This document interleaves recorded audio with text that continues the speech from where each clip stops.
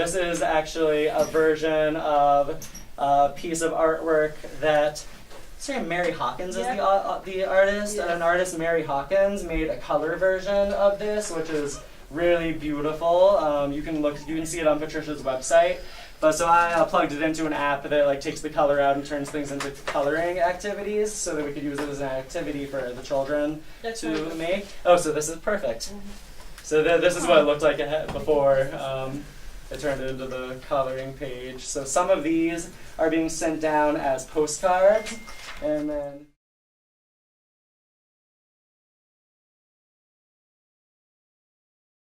Hi everyone, thanks for being here. My name is Patricia Okoumou. As you all know by now, I'm the woman who climbed the Statue of Liberty. This is my first time here in Long Island, and I'm happy to meet Long Island Progressive, Panic, and members of the Nassau County. I heard Suffolk. I am from Staten Island, New York. There was an event early at 12:30 in Raleigh at the 110 Turnpike intersection. It was great.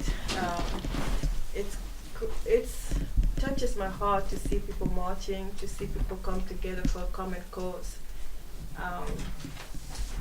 That's what keeps me going as a full-time activist. I don't have a salary, and a reporter was asking me today, do you get a lot of support? I think if I'm doing this as a living, right? I don't have a 9-to-5 job. That's because people believe in my cause, in what I stand for.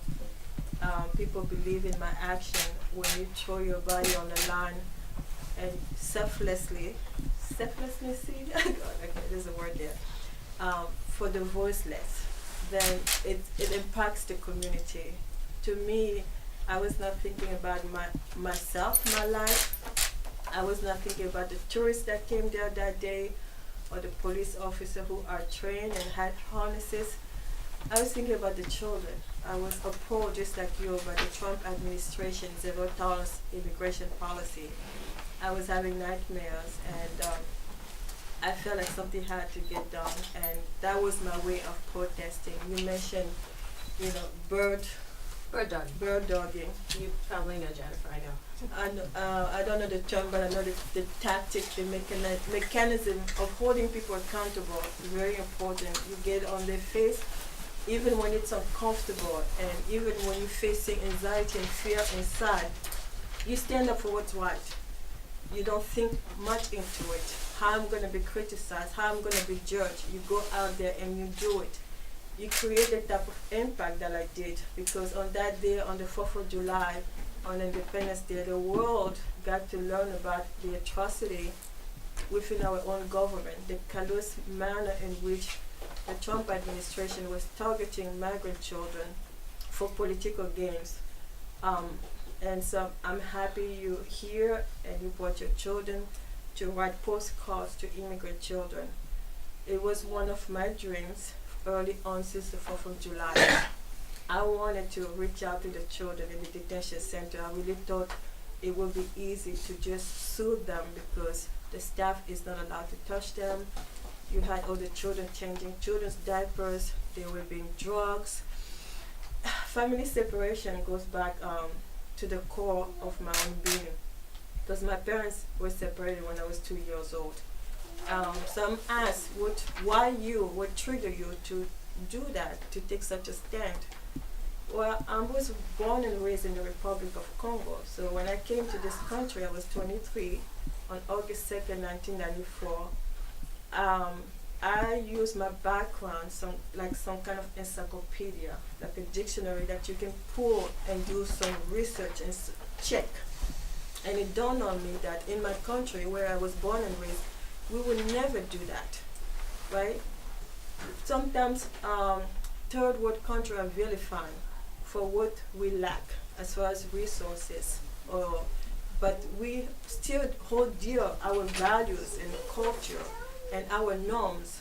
And I think Michelle Obama during the campaign trail, when she said, when they go low, we go high, was resonating with me. I was like, this is a warning. She's trying to tell us something, because we're going to lose our pursuit of democracy. We are a republic, and we're trying to achieve and pursue this happiness where you live in a community where people get along regardless of their background. In diversity, we embrace diversity for the goodness of the future, our future. And here you have a fake president who's fear-mongering, and you have ICE, Immigration Custom Enforcement, raiding homes, raiding communities, in the hospital, in the jails. It's intolerable. It's a humanitarian crisis. And I was like, I want to get to the border, and I want to see these children. Noah De Simon, who just introduced herself, approached me. She said, hey, you've been asking about frequent flyers mouse. I have them. I can get you to the border, to Texas. And it will cover the hotel and the flight. I was like, oh my God, that's so great. And I reached out to a couple friends. Now we are a coalition. It's unbelievable. There's another group, they call themselves Tornillo the Occupation. Back in December, they went and occupied Tornillo.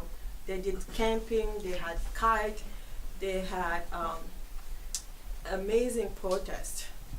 So we've been talking to each other. We have collaborated our efforts. What you're going to be doing is filling out the postcard. The instruction is you just put your first name, no last name, no address, and the city where you're coming from. And if you speak Spanish, even a plus, you will address the children. The age range from infant to 17 years old. I can go on and talk about the inhumane treatment these immigrants are receiving, these children. One particular example. So besides being drugs, when they're 17 and ICE knows, or HHS or know they're about to turn 18, the delay they stay on purpose. So sponsors who want to take these children, usually family members, are having difficulty getting custody of these children because the government is purposely delaying their stay in the hope that when they turn 18, they go to prison instead of going to the sponsor. It is nerve-wracking, and it is acceptable. On the 4th of July, the Trump administration came out about around April saying, we're going to deter immigrants from coming to our country by ripping tender age children from nursing mothers. We're going to do that, and because pretty much we can. And it turns out they had already implemented this policy way back. And now they lost like 1,000 children. From then, they said, we can keep track. It is unthinkable. It is apprehensive. So I am upset about that, just like you are. But the least we can do in a peaceful form of protest is to make sure the children get this postcard. ICE is not going to allow it, but we're going to find a way. I'm not going to disclose our plans, right? But the Tornillo occupation, some of the tactics used was football, messages in Spanish of love. You kick it into the fence when the children are in a courtyard playing. They get 1 hour to go out and these are prison guys. What I'm describing here are concentration camps. And I get people ask me, well, what do you mean the cages? Okay, they look like fences and they're locked up. What is that? Prison. They don't have the freedom and the liberty to go to bed and take a nap if they want to. They all move in synchrony together to eat, to bathe, to go outside for 1 hour and enjoy the sun. We are imprisoning children. Let's call it what it is, concentration camps. If you do it online, say I don't collect this from you, just go on to my website and there's an address where to mail it. Because Noah and I are living on the 13th. The 14th is where we are collecting them right there in El Paso from the gallery that's been donated to us for this activity. But I'm hoping that I can collect this from you, and if you go home, you can tell your friends to just download them and mail them as quickly as possible. So thank you for being here and for being supportive, and I'm with you in unity and solidarity in remembrance of the children that our government has put in cages. Thank you. Thank you. Thank you. Thank you. I tend to forget something. I do that all the time. I forget about my case. What's going on is on December 17, I had a trial in which the judge found me guilty on all 3 counts of federal misdemeanor. I'm facing the charges of trespassing, disorderly conduct, interference with government function. And what that means is on March 19, I go there for sentencing. And the reason I need your support more than ever is to show a strong presence of unity on that day. So the work has to start now. I don't know if we're having the letter signs today, are we? But on my website, you can download the letter that we are targeting Attorney Berman, U.S. Attorney Berman. There we go. So I have 3 copies of the letter. Awesome. So I was thinking was that we could, so this is like the form letter that Patricia's talking about from her website, but we can, handwrite them and obviously try to personalize them. And then I have envelopes and stamps, so I'll collect as many people as I have stamps for to send.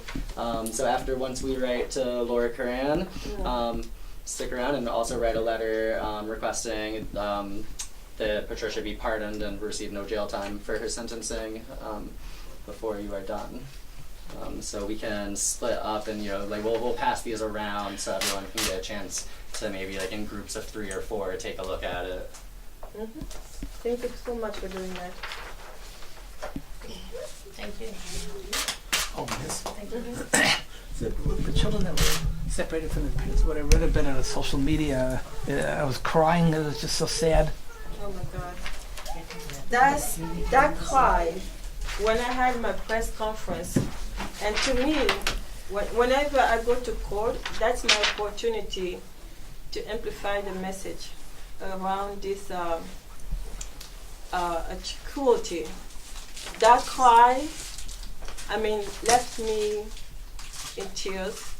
I tried to play the tape to the media on my phone. I didn't realize there was no Wi-Fi, and I couldn't play it. So I think we should play it over and over, because my fear was not the height of the Statue of Liberty, but it's that people forget, right? We forgot to talk about Eric Gardner, for example, the gentleman that was put in a chokehold by Patricia and lost his life. He was murdered.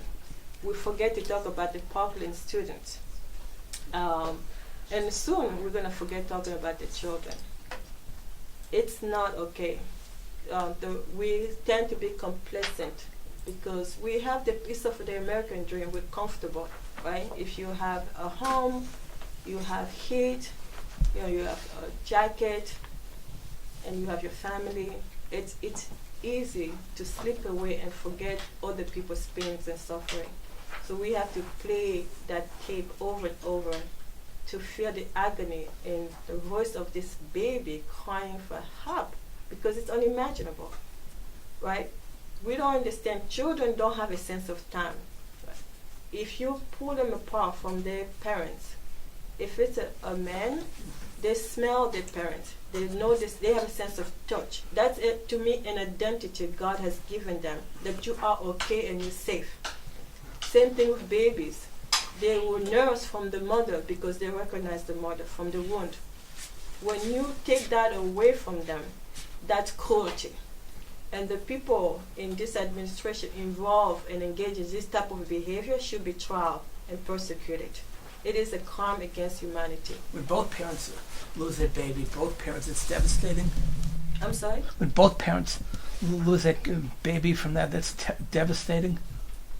Imagine your own child not being away from you. Even a cousin, a child who's not with you when it's Halloween and everybody is with their parents. These children miss Halloween, Thanksgiving, Christmas, New Year, and now Valentine's. That's why we're doing the postcard campaign, to remind people to be compassionate and to protest in a way most people will feel comfortable. Adults and children can engage in a form of protest, peaceful protest, and send messages of love. Let me read that to you. It says here in Spanish, Dia del Amor y la Amistad, Day of Love and Friendship. What can beat that? Kindness is easy, but we don't practice it because we don't want to. That's the complicity. And I'll add one more thing. The reason I use that word complicity, because if, as a country,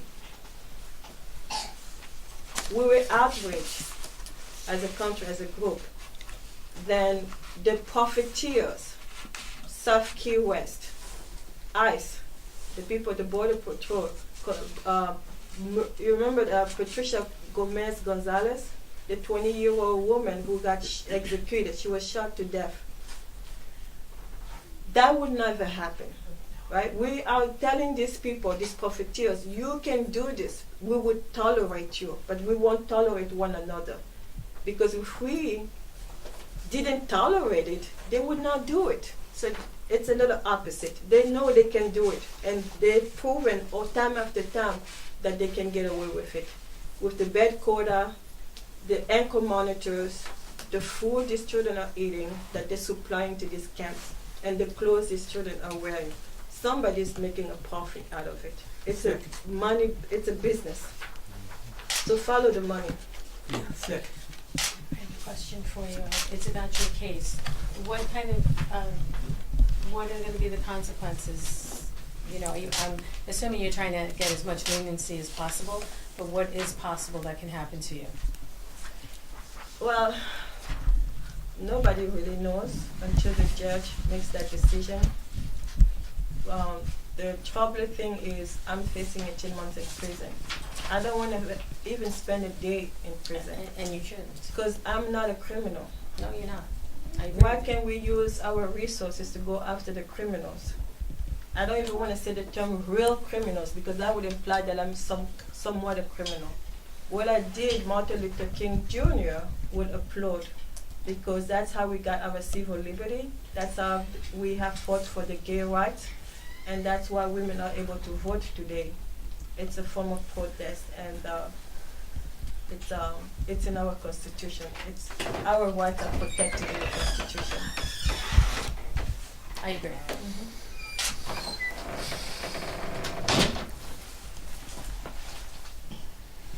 Anyone else want to ask me a question? I'd be more than happy to answer. So if you go to my website, I'll be passing out my business card as well. I've created a page in which now I'm holding everybody accountable. If I was to talk to young people, I would say before you do like anything like this, not that I'm, calling on anybody to climb monument.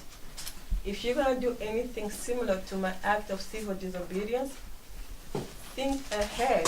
I was not thinking ahead of the repercussion, but the repercussion that I'm describing and talking about is not the fear of going to prison. It's more community support. I had felt isolated, and my frustration is felt on my Twitter account, Instagram, and Facebook. And then I would have to ask you, take a look for yourself. Look at the video clips. Every time I go to court, and I've been to court on July 4th, came out on July 5th, August 3rd was a hearing, August 28th, and then December 17th was my trial. And most people don't know about my sentencing. Why are we like that? Right? We are reactionary instead of being proactive. When there's murder, like Eric Gardner, we go on the street and we protest. If we were marching to that degree, the government would fear us. It wouldn't be the other way around. The Constitution says we, the people, have the power, but we're not using it. We have the power to stop all of this. Think about it. If we multiply, Patricia Okoumou out there taking a stand, we multiply, they will not do what they are doing to these children. It's unacceptable. Now you have some other complicity. More obvious type of complicity is with the media. when they're calling immigrants aliens, our children are listening. Why are you calling human beings aliens? We know from empathy, an alien is from out of space. It's vilifying. You're from the one Non-citizens. Nobody is an alien. Nobody is illegal. There's no one who's illegal on the stolen land. The Mexicans were here first. The Native Americans were here first. We all come from somewhere, from descendants of immigration. So it does not have us as a collective body to fight one another about this land that is the land of the free. And the laws of immigration has a provision for people to enter this country. There's no one particular point of entry, because the assumption is, oh, if you come to the border, if you enter this way, that's legal. But if you enter from that part of the fence or that piece of land, it's illegal. That doesn't exist. That is fake news. They can enter at any point as long as they're seeking asylum. And they're not criminals. They're asylum seekers. Why is the media still calling them illegals and aliens? Profiteering. There we go. They're making a business out of it. We need to stop, and we have to be kind. I have a question.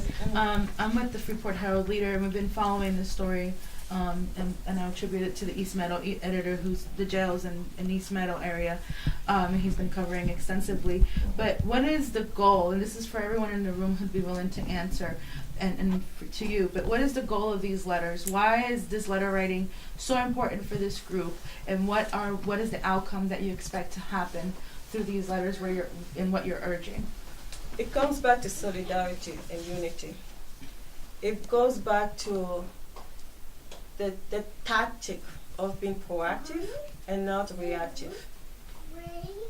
It teaches us not to embrace a media frenzy, right? Everybody thinks the news is worthy when there's a frenzy around it. These are lives. There's a lot of people who have walked in my shoes and who are in prison, political prisoners, and we have forgotten about them. True or false? How many people visit them? Their lives, they don't deserve that. When people stand up for this country as the way I did, I'm called a heroic person. I'm being told I'm going to go in history, because the truth is I was not tried on principles. The judge had to follow the law, and he said it. If I wasn't to follow the law, I wouldn't be doing my job. But if you guys were members of the juries and you put me on trial, you would try me on principle. And the principle we stand for is our moral values, our strong convictions of the truth. She's not a criminal. She was protesting the callous manner in which immigrant children are treated in our country. Does anyone want to add? And when you do add your comment, if you can share your first and last name and where you're from. Yeah, I'd like to say my name is Stephen Figueroa Smith. I'm from Valley Stream. And I think the purpose of the letters to Laura Curran is to remind her that she got elected riding on a wave of anti-Trump sentiment. And now that she's in office, she needs to remain accountable to those values. It's very easy in Nassau County, the police unions hold a lot of sway over all the politicians, Republican and Democrat. And if those of us whose values stand for human rights for everybody aren't as loud in her ear as the police unions are, as those who urge her to go the route of moderation rather than what is morally correct, that she will not I think that she's losing sight of her moral compass, and we are here to remind her to follow it. We didn't vote in the police unions. We voted in Laura Curran under the premise that she was more progressive. She's the first woman and the first woman Democrat who's held that position because we voted her in. And we worked very hard to vote her in. We did not vote in the police unions. So I think that she needs to be reminded of that, because we're the ones that voted her in. We could also vote her out. So I'm not part of this letter writing campaign. I support it. I'm really happy that people are doing this work. It's really important. But we're actually organizing on the 23rd of February, we're organizing a demonstration to say no to the war, the possible war in Venezuela.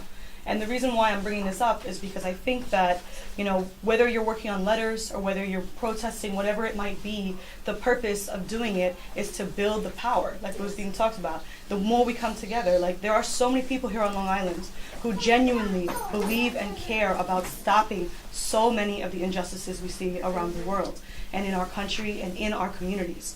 And so when we come out together, whether or not it's to do a letter writing campaign, to protest, whatever form of organizing we take is incredibly important. And I think that that's really what motivates me, is to build a grassroots movement here on Long Island where we can all fight together, where we can all stand together, and where we can all organize and mobilize our people.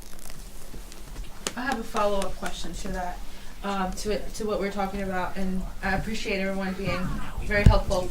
So if not at the jail, if not at the hospital, where should this go?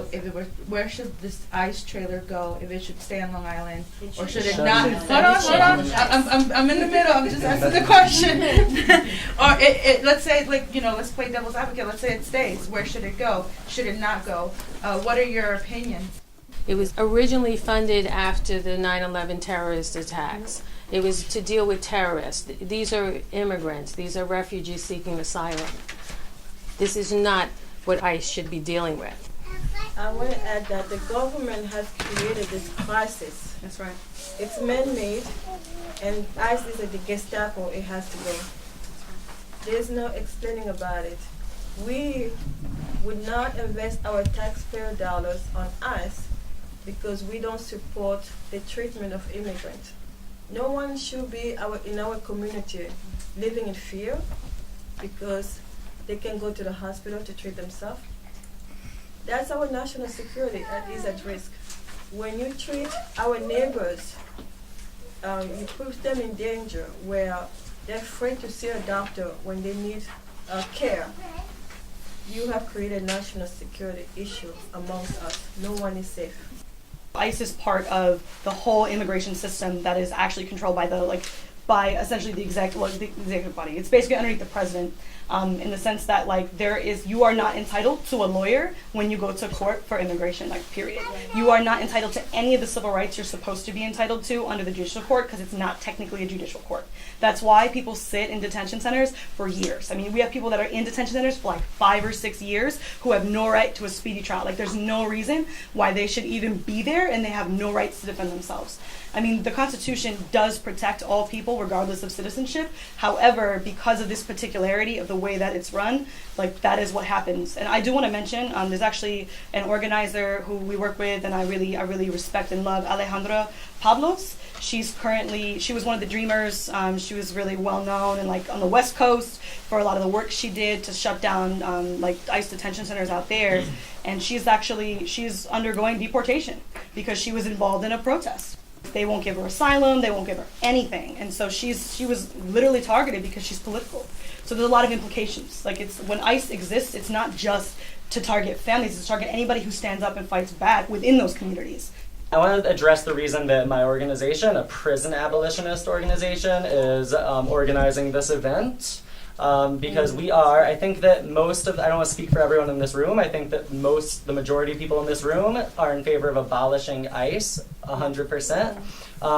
We don't see ICE as separate from the rest of the criminal justice system. It's an outgrowth of that, right? And the system and the agency, ICE, that is separating immigrant children from their families is the same system that is separating children from their families when poor black and brown people are locked away in jail and their children are left without a family too. There's child separation going on for tens of millions of people.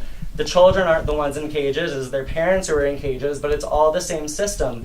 ICE is not keeping our communities safe, and the police are not keeping our communities safe. The police are here to protect and serve the property rights of the elite white class, of white supremacy and the capitalist ruling structure. They're not here to protect our rights. if we invested the trillions of dollars that's going into ICE, to detention centers, to jails, to prisons, to police departments, and reinvested that back into our communities and ways that we know, public health initiatives and restorative justice initiatives that we know statistically would make us safer than constantly taking revenge on those that commit crimes. I have a follow-up question to this, and this will be my last question, and then I can talk to anyone who wants to talk to me one-on-one. But the police unions are alleging that, MS-13 has been a hotbed in our communities, and they're saying that ICE has played an instrumental role in investigating and working with the county police to combat this issue that has been happening on Long Island. What is your reaction to that? What are your perspectives on that aspect of the situation? Speaking from experience with working with gang-involved youth, people join gangs as children for many different reasons. Among those reasons are to find a sense of belonging, protection.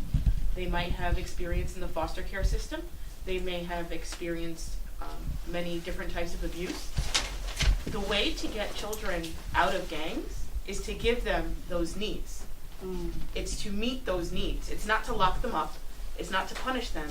It's to strengthen our education system, to provide them with the tools that they need to be successful, whether that be, resources for those with learning disabilities, after-school activities, extracurricular activities, tutoring, just really strengthening our education system and reforming the foster care system.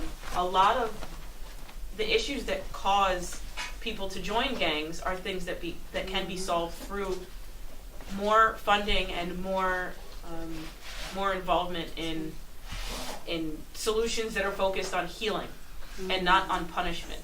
We're not focused on healing and justice. We're focused on punishment and revenge, which only serves to create more pain, which creates more crime.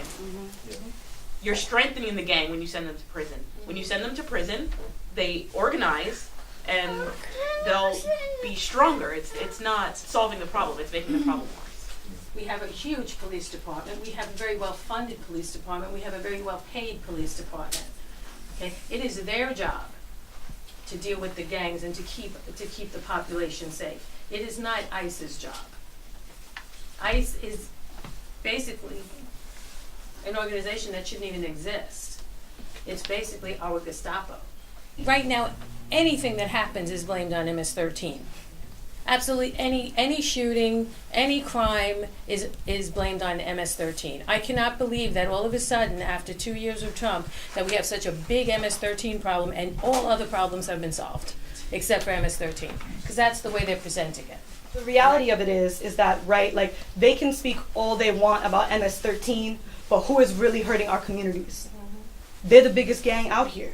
They can do whatever they want with no repercussions. They don't really care about MS-13. If you care about MS-13, one, you'd actually fund places where people live. Like, where MS-13 is located, in those areas, y'all not giving anybody schools. You're not giving anybody tax dollars, money for anything. What are people gonna do? And the other thing is the United States is fundamentally responsible for MS-13. And I think that's the biggest thing to kind of go back to internationally and tie it back to the Venezuelan coup that we've been fighting on and talking about. Because literally what happened in Honduras and El Salvador, the Latin America, there are 76 different interventions that I can even think of where the US invaded Latin America. MS-13 was an outcropping of death squads that were created in El Salvador. Violence doesn't come from nowhere. And in the case of MS-13, that violence originated historically with the United States intervention and coup and funding of the death squads. I mean, you can look into it, the School of the Americas, it's a terrible history. The School of the Americas was like part of the whole ability, like the whole apparatus of the United States to instate coups in Latin America. And currently they're looking at a coup in Venezuela. And so it's really important to stand against that because the US has its fingers everywhere and that violence always comes home. It doesn't just stay there. So anyone who does not just want to abolish ICE but wants to abolish the police and prisons too can come stand behind our prison abolitionists of Nassau banner for a picture before the press has to leave.